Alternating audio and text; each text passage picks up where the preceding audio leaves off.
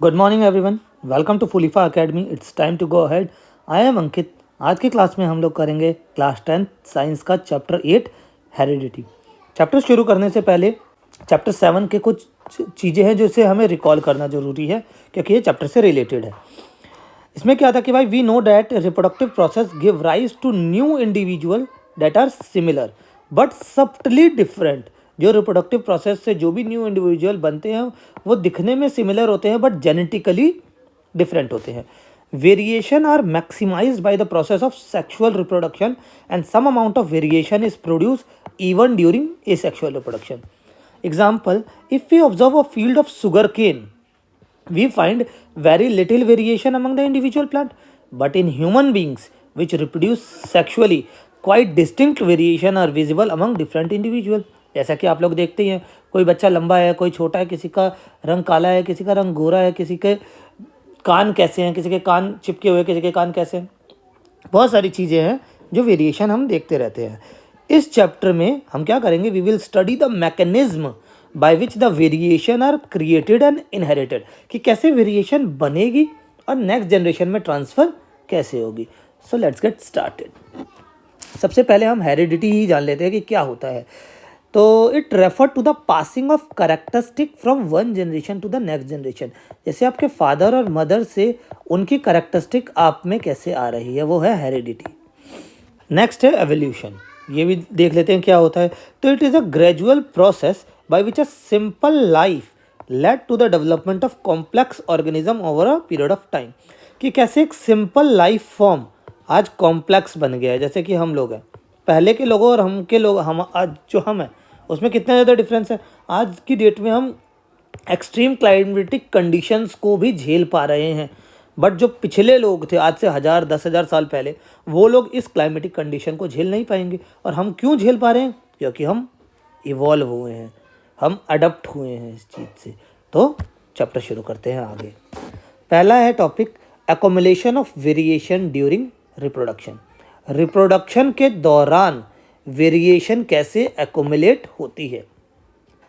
तो inheritance from previous generation provide both a common basic body design and subtle changes in it for the next generation.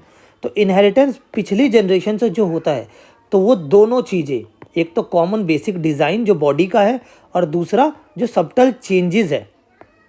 जब reproduction हो रहा है, जब sexual reproduction हो रहा है, तो बॉडी डिज़ाइन तो जो बेसिक ह्यूमन बॉडी डिज़ाइन है वो रहेगा ही, बट कुछ चेंजेस भी नेक्स्ट जनरेशन में आते हैं। The second generation will have differences that they inherit from first generation as well as newly created differences. Do all this variation in a species have equal chances of surviving in the environment in which they find themself. क्या जो भी variation हो रही है, क्या हर एक बंदा जी पाएगा उस वेरिएशन के साथ? तो इसका आंसर ऑब्वियसली नॉट। ये किस चीज़ पर डिपेंड करेगा? It depend on the nature of variation. वो वेरिएशन किस हिसाब से हुई है। Different individual would have different kind of advantages. अब हर एक इंसान की जो वेरिएशन हुई है उसकी अलग अलग एडवांटेजेस होगी। Like bacteria can withstand heat, will survive better in heat waves, और जो बैक्टीरिया हीट विथस्टैंड नहीं कर पाएगा वो हीट वेव्स में मर जाएगा। So the selection of variant by environmental factor form the basis for evolutionary process। कि भाई इन्वायरमेंटल फैक्टर तो सबसे मेन है ना, कि हमें रहना कहाँ है, इन्वायरमेंट में रहना है। अब अगर हम उसे ही अडॉप्ट नहीं करेंगे तो हाउ कैन वी इवॉल्व? हम इवॉल्व ही नहीं हो पाएंगे। Heredity, most obvious outcome of the reproductive process still remain the generation of individual of similar design, कि सिमिलर डिज़ाइन के लोग बनेंगे। ये तो एक हमारा मोस्ट ऑब्वियस आउटकम है। The rules of heredity determine the process by which the traits and characteristic are reliably inherited. जो हेरिडिटी के रूल्स हैं वो क्या डिटरमाइन करते हैं कि कैसे ट्रेट्स और जो कैरेक्टरिस्टिक है वो इनहेरिट होती है। तो पहले हम यही देख लेते हैं कि इनहेरिटेड ट्रेट्स क्या है। What exactly do we mean by similarity and differences. जो हम बात कर रहे हैं कि सिमिलैरिटी है, जो वेरिएशन डिफरेंसेस हैं, वो है क्या? तो चाइल्ड बियर, जो बच्चा पैदा होता है, it has all the basic design of a human being but does not look exactly like its parents. क्या वो एकदम कार्बन कॉपी होता है अपने पेरेंट्स की? नहीं। And human population so a great deal of variation. बिल्कुल सही बात है, घर में हर एक बंदा अलग, ना दादा पापा की तरह, ना पापा दादा की तरह दिखते हैं, ना हम अपने पापा की तरह दिखते हैं। Rules for the inheritance of traits, Mendel का क्या कंट्रीब्यूशन है इसके अंदर। इन्होंने, मेंडल थे साइंटिस्ट, देख लें इनका क्या कंट्रीब्यूशन है रूल्स ऑफ इनहेरिटेंस में। सबसे पहले जान लेते हैं इनहेरिटेंस क्या है। It can be define as a process of how a child receive genetic information from a parent.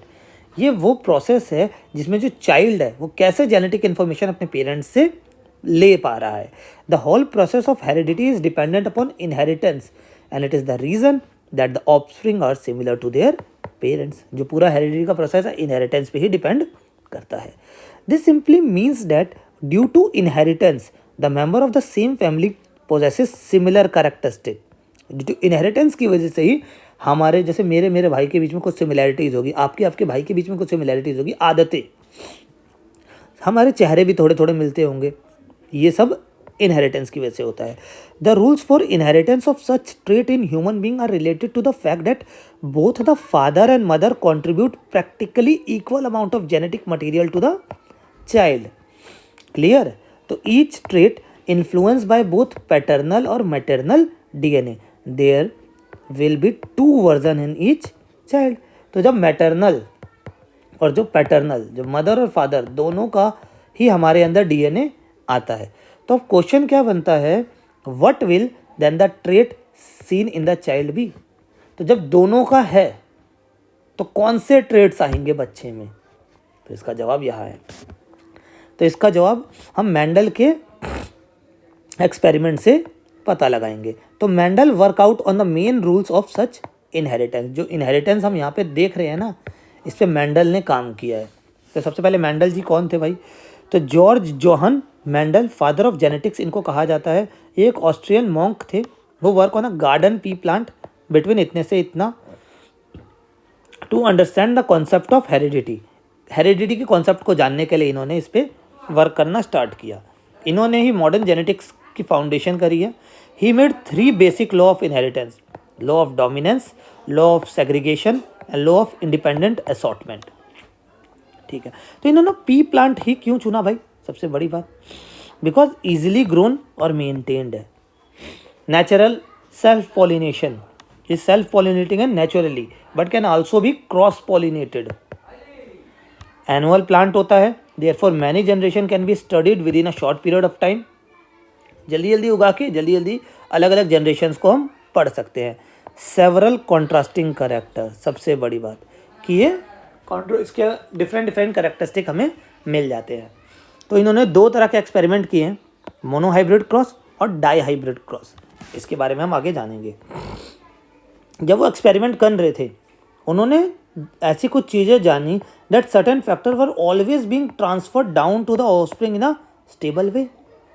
कि उन्हें पता चला कि कुछ चीज़ें हैं ना वो ट्रांसफ़र हो रही है। Those factor now called genes, उसे उन्होंने जीन्स कहा। And genes can be called the unit of inheritance. ये 1 नंबर का MCQ का क्वेश्चन बन सकता है कि जीन्स को और क्या कहा जा सकता है, तो they are unit of inheritance. Experiment देख लो भाई। Mendel used a number of contrasting visible character, जो हमें सामने से दिख जाए विजिबल, तो जैसे कि राउंडनेस, रिंकलनेस, टॉल, शॉर्ट, कलर जो भी है, वाइट, वायलेट, जो भी चीज़ें। मोनोहाइब्रिड क्रॉस, अब ये देख लो इन्होंने इसमें क्या किया। तो इसमें सिंपल, उन्होंने जो आपकी NCERT का एग्जाम्पल है मैं वही लेता हूँ। उन्होंने पेरेंट्स लिए, जो पेरेंट जनरेशन थी उसमें उन्होंने 2 लिए, टॉल और डार्फ। ये इन्होंने होमोजाइगस लिए थे। कौन से लिए थे? होमोजाइगस, जिसमें सिर्फ एक ही कैरेक्टरिस्टिक उन्होंने ली थी, टॉल, और शॉर्ट के लिए उन्होंने छोटे टी लिए थे। अब इसके गैमेट्स, जो कि गैमेट्स में क्या होता है आप लोगों को पता होगा, मियोसिस, इसीलिए ये हाफ हो जाएंगे। ठीक है, गैमेट्स में हमेशा क्या होता है, मियोसिस होता है। तो मियोसिस में हमारे गैमेट्स क्या हो जाते हैं, हाफ हो जाते हैं। इनकी क्रॉसिंग हुई तो क्या बन गया हमारा, F1 जनरेशन आ गई हमारी TT, जो कि सारे टॉल लग रहे थे, जो कि सारे क्या लग रहे थे, टॉल लग रहे थे। जबकि टॉल ये है, क्लियर बात, आप ये ध्यान रखना है कि सारे उन्हें टॉल लग रहे थे। क्लियर। अब उन्होंने F1 जनरेशन की क्या करवा दी, सेल्फिंग करवा दी। F1 जनरेशन की क्या करवा दी, सेल्फिंग, जब ये F1 जनरेशन की सेल्फिंग हुई तो इसके भी गैमेट्स इन्होंने बनाए, तो इसके गैमेट्स क्या बनेंगे, टी टी टी और टी। अब इसकी क्रॉसिंग हुई जब, तो जब हमारा F2 जनरेशन क्या बना, टी टी टी टी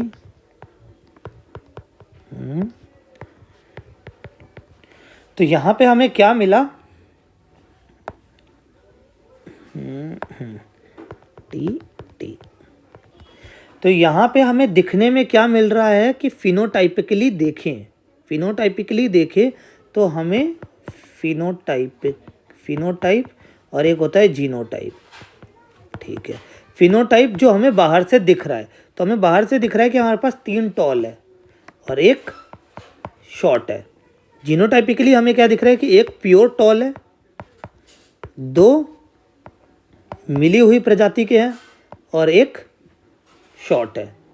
तो ये इनका एक्सपेरिमेंट था। इससे उन्हें क्या पता चला कि क्रॉसिंग करने के बाद, जो कि यहाँ पे डोमिनेंट कैरेक्टर, जब हम F1 जनरेशन में आए तो हमें डोमिनेंट क्या दिख रहा था, टी, जिससे कि वो प्लांट हमें टॉल दिख रहा था। तो यहाँ पे हम कह सकते हैं कि जो टी है, कैपिटल टी, वो डोमिनेंट कैरेक्टरिस्टिक है, जो डोमिनेंट ट्रेट है, और जो छोटे वाला टी है वो रेसेसिव है। तो हम ये नहीं कह सकते कि हमेशा यही टी हमें दिखेगा, जब भी रिसेसिव को टाइम मिलेगा तो वो दिख जाएगा। तो सेकंड जनरेशन में ही वो टी दिख गया। क्लियर, ये देख लो आप, जो आपके बुक का डायग्राम है। F1 जनरेशन ये इसने प्योर लिए, होमोजाइगस, इन्होंने सारे के सारे टॉल दिख रहे थे बिल्कुल सेम, मगर जब F1 जनरेशन को ही आपस में इन्होंने क्रॉस कराया तो F2 जनरेशन हमें ये मिल गई। क्लियर। अब इस एक्सप्लेनेशन में क्या है कि बोथ टी और T are tall plant while only small t is short plant, जैसा कि मैंने बताया। इन अदर वर्ड्स हम कह सकते हैं कि T is enough to make a plant tall while both copies have t for short. दोनों को छोटा टी होना पड़ेगा, स्मॉल टी, जिससे कि वो शॉर्ट हो, बट एक ही टी बड़े वाला काफ़ी है उसको टॉल दिखाने के लिए। तो जिससे कि हम कह सकते हैं कि जो कैपिटल टी है वो डोमिनेंट ट्रेट है, where a small t is recessive trait. इसमें कौन सा लॉ सिद्ध हुआ, कौन सा लॉ प्रूफ हुआ, तो इसमें लॉ ऑफ डोमिनेंस प्रूफ हुआ है कि when parents with pure contrasting traits are crossed together, only one form of traits appear in the next generation, the hybrid offspring will exhibit only the dominant trait in the phenotype. It is called first law of inheritance. तो question अब ये बनता है कि what happen when pea plant showing two different characteristics? यहाँ पे तो हमने सिर्फ टॉलनेस लिया ना, दूसरे केस में अगर वो 2 ले रहा है कैरेक्टरिस्टिक तब क्या होगा, तो देख लेते हैं। डाई हाइब्रिड क्रॉस की बात हो रही है यहाँ पे। यहाँ पे मेंडल ने पी प्लांट के 2 डिफरेंट कैरेक्टरिस्टिक ली है। पहला तो उन्होंने लिया राउंड और ग्रीन प्लांट। कौन सा प्लांट लिया है उन्होंने, राउंड और ग्रीन प्लांट, ये उनका फर्स्ट प्लांट था। दूसरा उन्होंने लिया था कि वो रिंकल्ड है और येलो कलर का है, रिंकल्ड है और येलो कलर का है, ये दूसरा प्लांट था। तो चलो देखते हैं।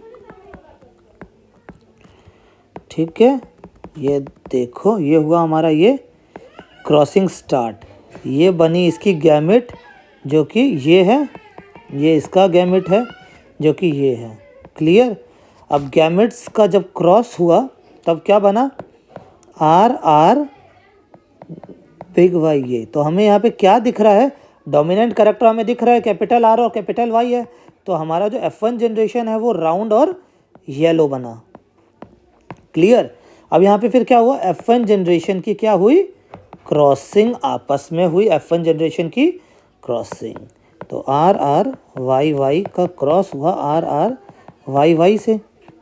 यहाँ पे गैमेट्स बने। अब गैमेट्स बनेंगे हमारे, यहाँ पे गैमेट्स बनेंगे। इसके लिए मैं पहले आपको एक चार्ट बना लेता हूँ जो कि यहाँ पे बनने वाला है। 1 2 3 4 कैरेक्टरिस्टिक आएंगी। क्लियर। तो इसके गैमेट्स बने हैं, एक तो capital R capital Y, capital R small Y capital Y, small R और स्मॉल वाई। क्लियर? ध्यान से देखते जाओ भाई, पेपर में पक्का आने वाला है क्वेश्चन। अब यहाँ पे क्रॉसिंग होगी, यहाँ पे क्या हो रही है? क्रॉसिंग कैसे हो रही है? इसकी इससे, इसकी इससे, इसकी इससे, इसकी इससे, सेम। ठीक है, सेम चलेगा। तो मैं फटाफट लिखता जाता हूँ, ठीक है, बोल बोल के। तो capital R capital Y small Y, ये तो ये हुआ हमारा, ये ख़त्म।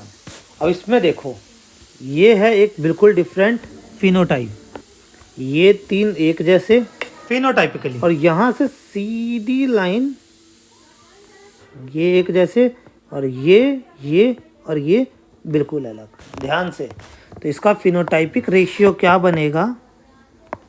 इसका फिनोटाइप क्या बनेगा कि 1 2 3 4 5 6 7 8 9, ये तो 9 एक जैसे।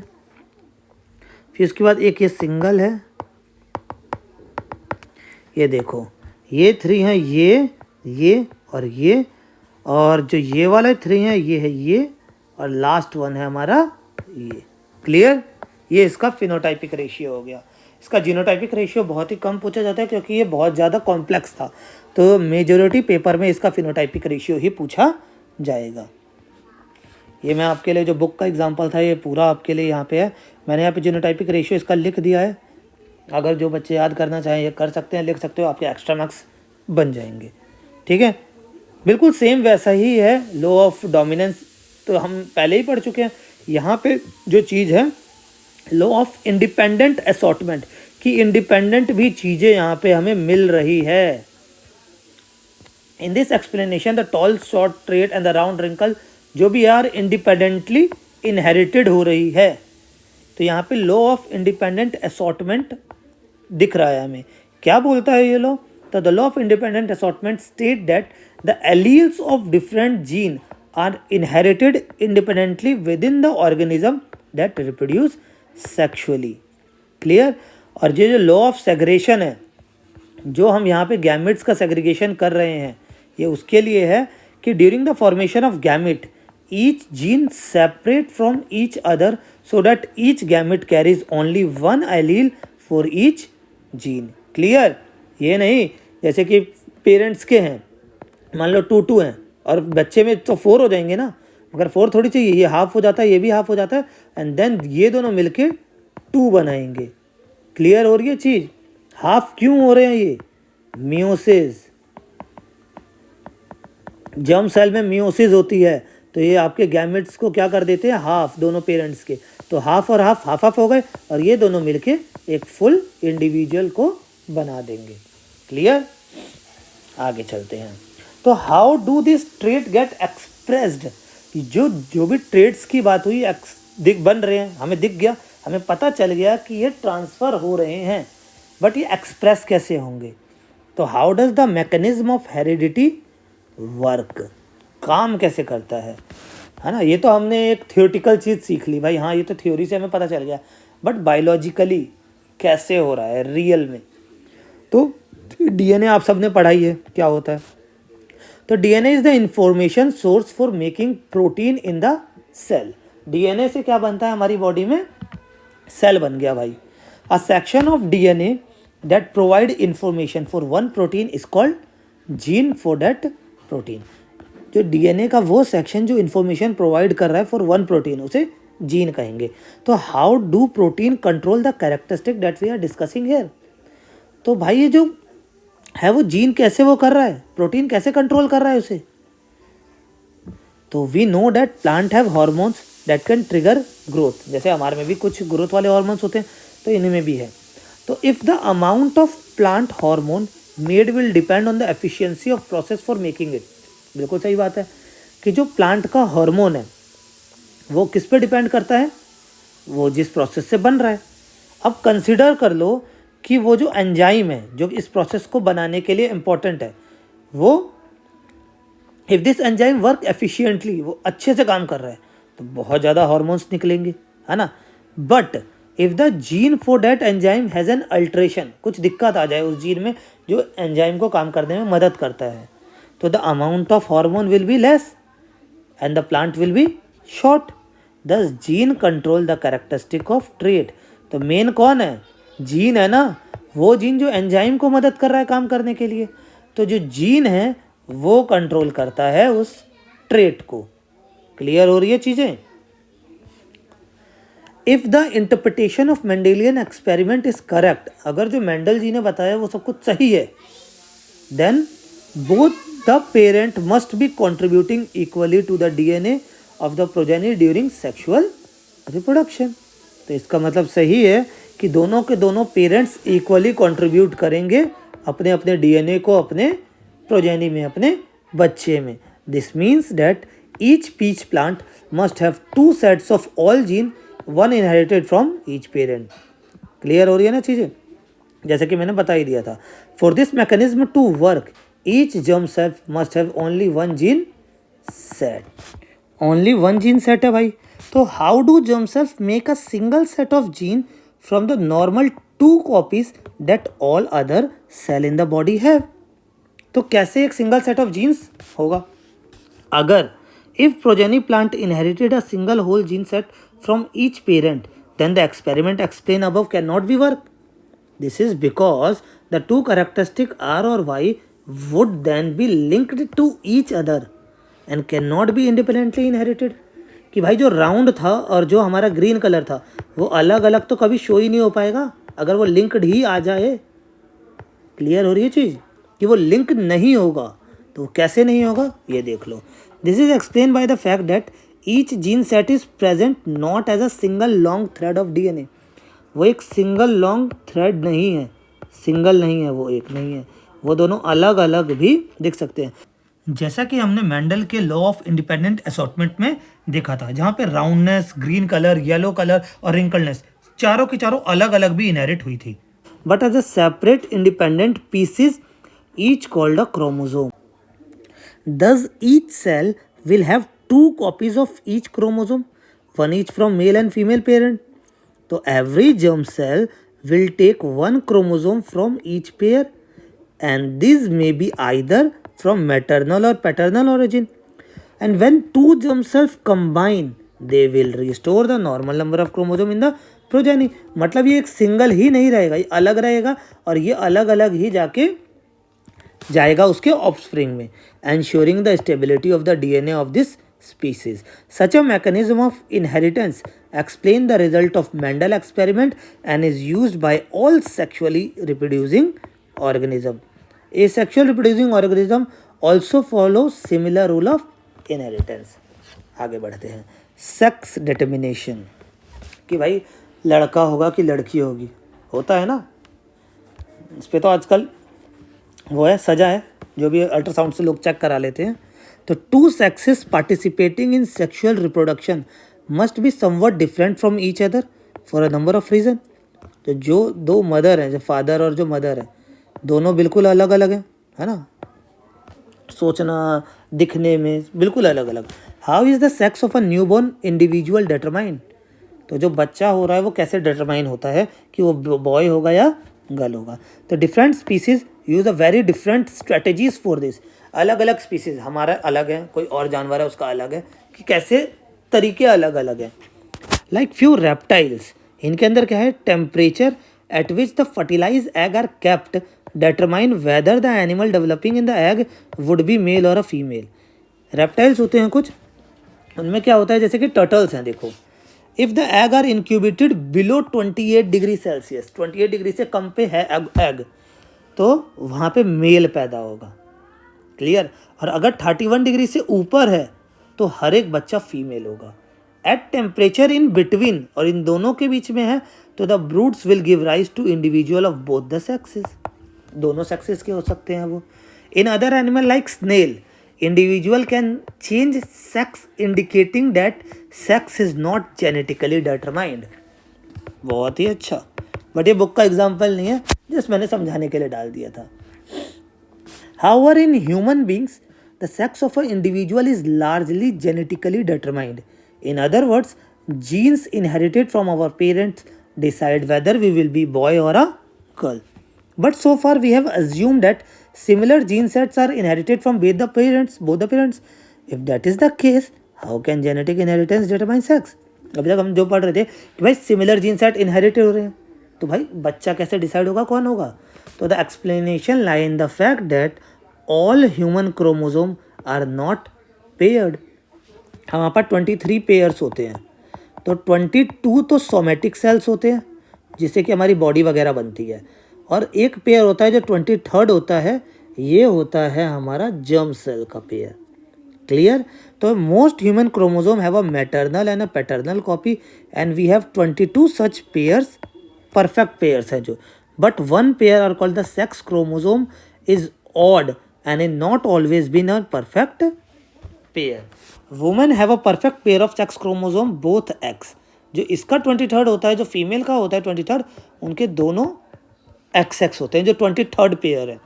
But man have a mismatch pair, एक एक्स होता है और एक वाई होता है. So women are X while man are X Y. Now can we work out what the inheritance pattern of X and Y will be, कि क्या inheritance pattern रहेगा भाई एक्स और वाई का?